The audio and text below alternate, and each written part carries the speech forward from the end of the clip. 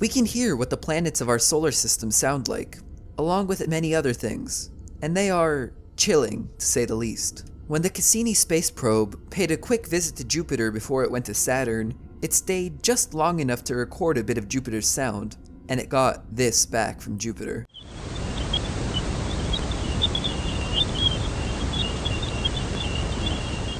It bodes an uncanny resemblance to what birds sound like here on Earth, but something seems off about it, almost like Jupiter's pretending to sound like Earth, like a monster imitating the cries of a child to lure its victims. It's freaky knowing that no matter how scary the planets of our solar system look to us, they always sound just as scary. Then, there are the sounds of moons.